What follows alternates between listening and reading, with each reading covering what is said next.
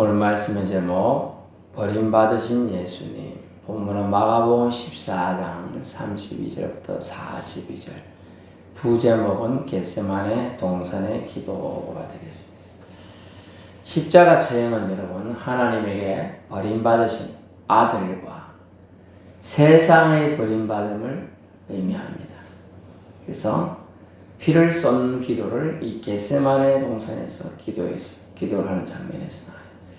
인간의 연약함과 예수 그리스도의 열정과 하나님의 선택에 대한 부분이 오늘 본문이 되겠어요. 인간의 연약하니까 예수님은 제자들이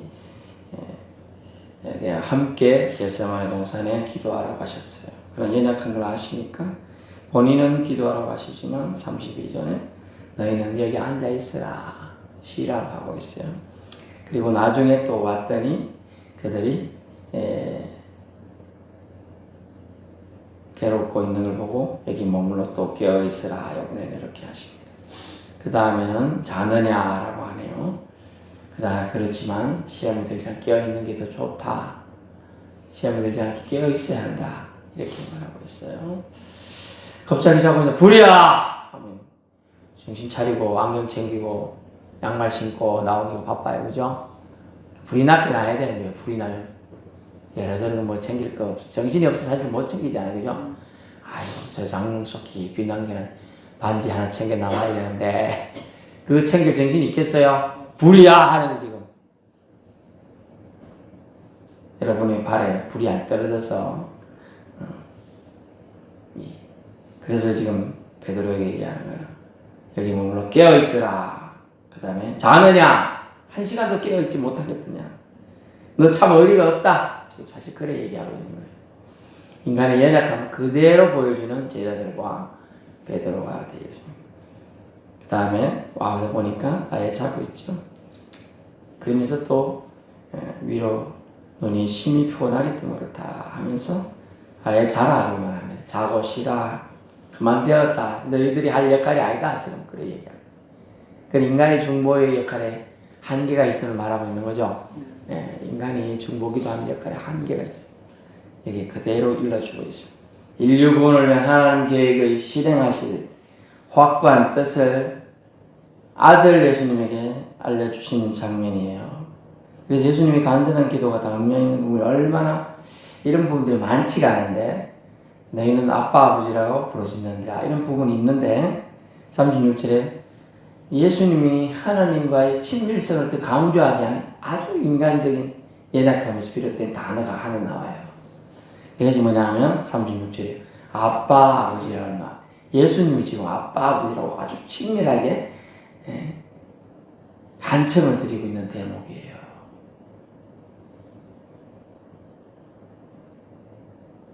제일 선으로 지금 아버지한테 아양 떠는 자녀처럼 부탁을 하고 매달리고 있는 장면이 이 단어에 하나에 다 딱 들어있어요. 아빠 아버지라고 말하죠. 우리 어떤 때 아버지 이럴 때 있고 아버님 할 때 있고 부친이시여 할 때도 있고 그렇잖아요. 엄마 할 때 있고 어머니 할 때 있고 모친이시여 아무개시여 이름 부를 때도 있고 그죠? 제가 며칠 전에 모친이랑 은행에 갔는데 모친이라고 할 때도 있고 땡땡땡 강 땡땡씨라고 부르는 저 은행 직원이 그것도 대답해야 돼요. 그죠? 이런 게 다 있는 거예요. 근데 얼마나 간절했으면 아버지도 하나님 못 알아듣는 거 아니잖아. 그죠? 근데 아빠 아버지라고 하면서 하나님 아버지한테 매달리는 다분히 어떻게 보면 인간적인 냄새가 나는 그런 부분으로 얘기하고 있어요. 아빠 아버지여 뭐라고 했어요? 아버지께는 모든 것이 가능하고 이 방법이 아니라 다른 방법이 있지 않겠어요? 심지어 이렇게까지 예수님이 얘기해요. 십자가에 내가 매달려 죽는 거 외에 다른 방법이 있잖아요. 사실 하실 수 있잖아요. 그죠? 그런 거 알아요. 모든 것이 가능하잖아요. 그러니 이 자를 내게서 옮기시옵소서. 나 말고 다른 재물 삼든지 다른 방식으로 좀 해주시면 안 돼요? 이제 뒤늦게 예수님이 33년간 지금 됐잖아요. 세상에 오신 지도, 그죠? 근데 지금 이런 약한 기도를 예수님도 하신다는 거예요. 근데 딛고 일어서죠.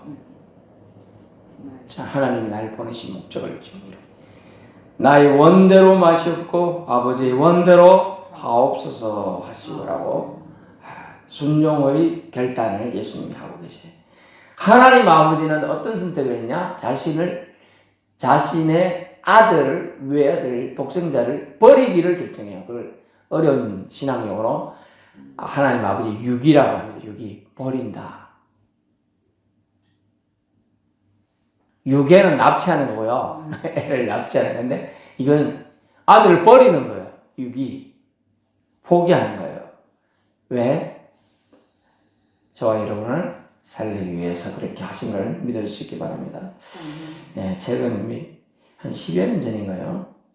10여 년 더 됐겠네요. 브릿지라는 단편 짧은 영화가 있었습니다. 아버지가 제가 얘기 말씀드렸잖아요. 철도 건너물 그 철길을 이렇게 옮겨주는 그런 역할을 하는 분이에요. 근데 아버지를 보려고 아들이 놀러 왔어요. 놀다가 애가 철길에서 떨어져가지고 갈림길에 들어갔는데요.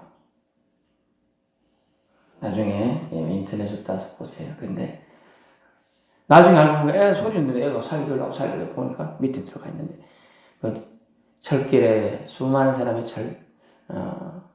기차에 많은 사람이 수백 명이 탔어요. 그 장면 안에 웃는 사람, 울는 사람, 뭔가 사람의 사면을 다 보여주면서 아이도 보여주는데 기차 기관사 역할을 하는 사람은 그냥 운전을 해가고 있고 평온하게 운전하는 거예요. 뭔 일인지 몰라요. 세상 사람들은 뭔 일인지 몰라요. 언제 죽음 멸망이, 언제 심판이 다 죽을지 몰라요. 그런 상황 속에 이 조타수 역할을 하는 철길 건너면에서 철길을 옮기는 역할을 하는 사람이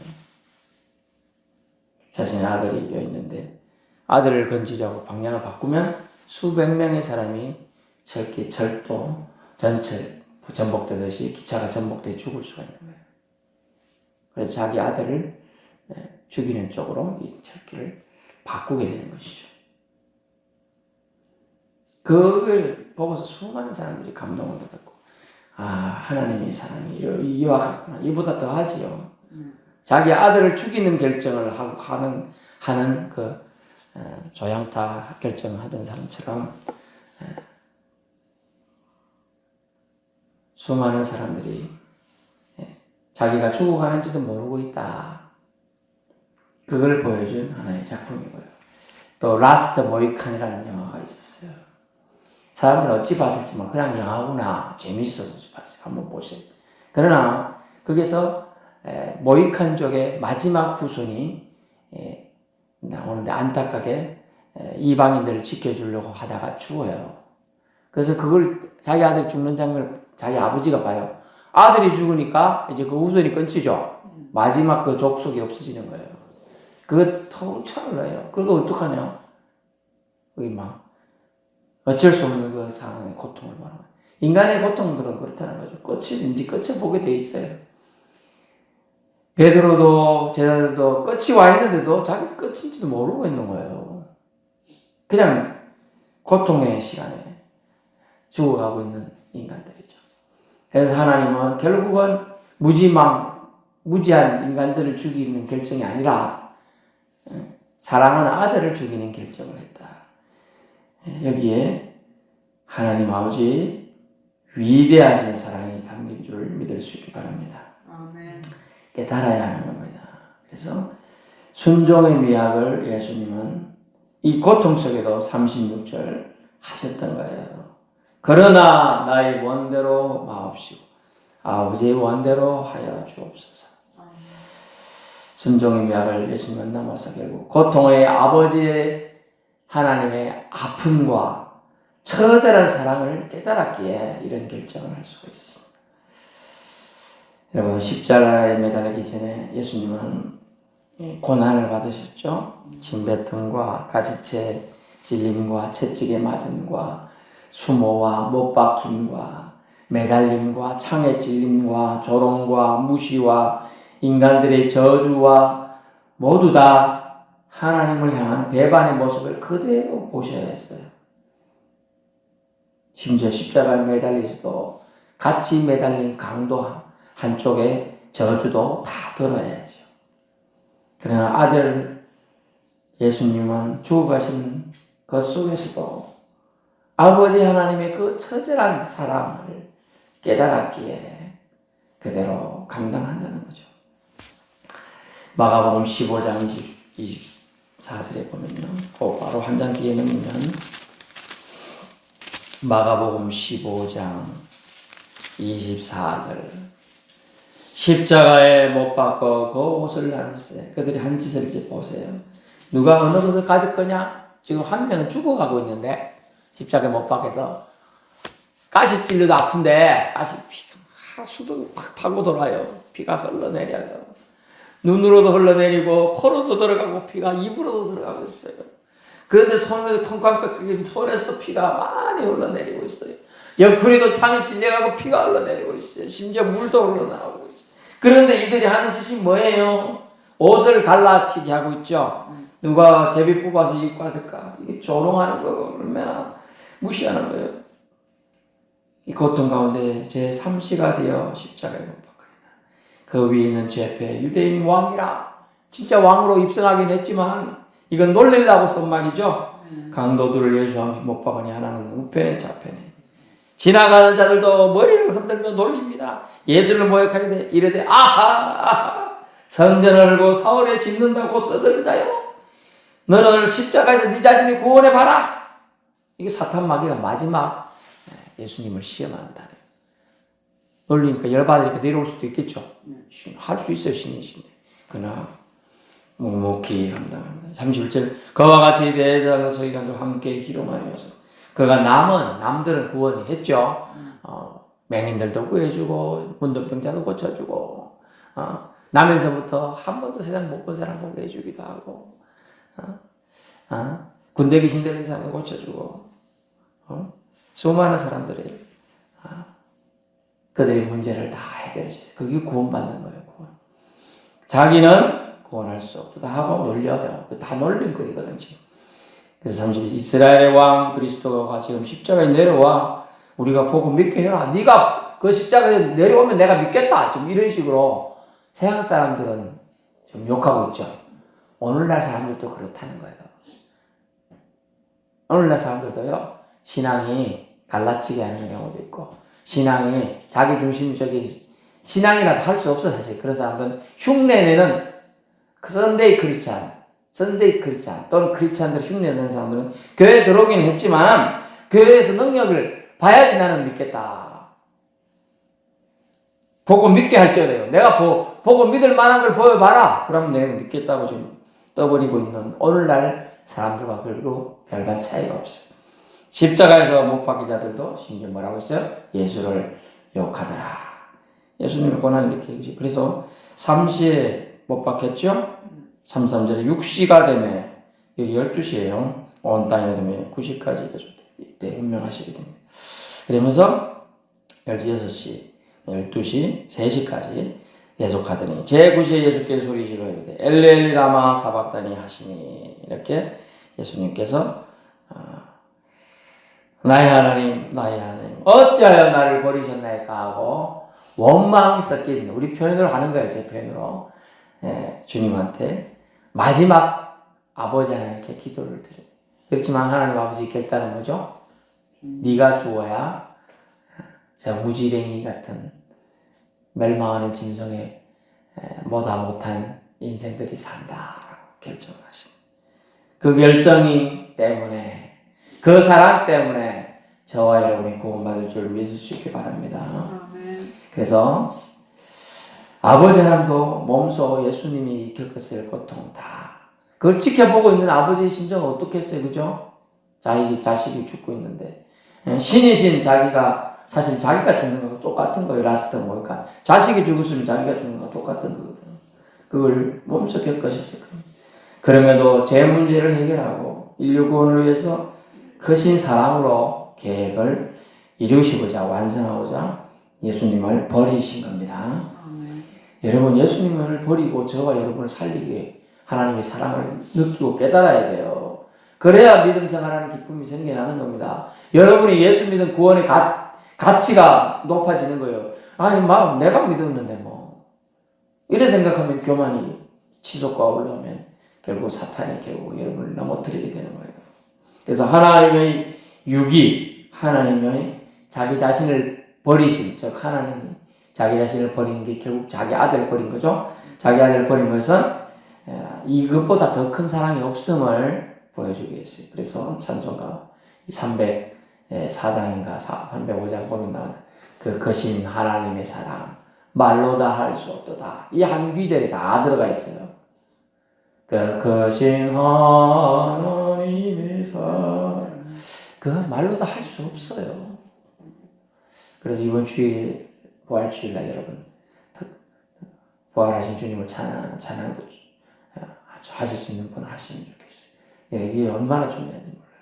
이 사랑을 깨달은 사람, 우리가 할 수 있는 게 최근 할 수 있는 게 별로 없잖아. 이제 남은 게 별로 없어요. 그렇죠? 할 수 있는 것으로 하나님을 높이는 걸 찬양이라고 합니다. 찬양할 수 있기 바랍니다. 깨달은 자는 결국 하나님을 찬양해야만 할 수가 있어요. 결론 말씀드립니다. 이 하나님 아버지 계획에 철저히 순종하신 그리고 순종으로 완성하신 예수님의 사랑에 무한 감사를 우리가 올리는 게 마땅합니다. 그래서 우리가 세상 끝날까지 우리가 높여야 되려 할 이름 예수입니다. 이 사랑 때문에 저와 여러분이 구원을 얻게 된 거예요. 인류가 멸망치 않고 아직도 생존하고 있는 것이죠. 하나님의 선택은 예수님을 죽게 해서 저와 여러분을 예수 믿게 하셨고 예수님 믿음으로 구원을 얻게 하셨고 예수님으로 말미암아 영생을 주시는 완벽한 은혜를 내려주신 것입니다. 이 계획은 아들 예수님의 순종으로 수천 년 전 완성되었고 진행되고 있습니다. 예수님 믿어 하나님 자녀된 은혜 누리면서 살아갈 수 있기를 축원합니다. 하나님 은혜와 사랑에 감사하며 그 크신 하나님의 사랑 말로 다 형용 못하니 이 찬양처럼 우리도 찬양으로 영광 돌리는 남은 인생 되어야 합니다. 여러분 하나님은 그럼에도 불구하고 우리가 약함을 하시고 오늘 제자들에게 말씀하신 것처럼 너희는 앉아 여기서 있으라 하고 또 깨어 있으라 하고 또 질책도 필요할 때는 하고 한시도 못 깨어 있겠더냐 하고 또 하기도 그러가 나중에 아예 자라라고 하면서 우리 문학 연약함을 불쌍히 여겨주시잖아요. 우리는 약해요. 그러니까 우리는 약함을 인정하고 하나님한테 저 약합니다. 안 됩니다. 못합니다. 용서해 주세요. 우리 인간의 모습은 이거예요. 죄를 지을 수밖에 없는 구조에 우리들이 있습니다. 그러니 우리 약함을 인정하고 하나님 앞에 용서를 구하고 늘 겸손한 모습으로 나를 위해서 죽으신 예수님의 사랑에 반응하며 살아갈 수 있기 축원합니다.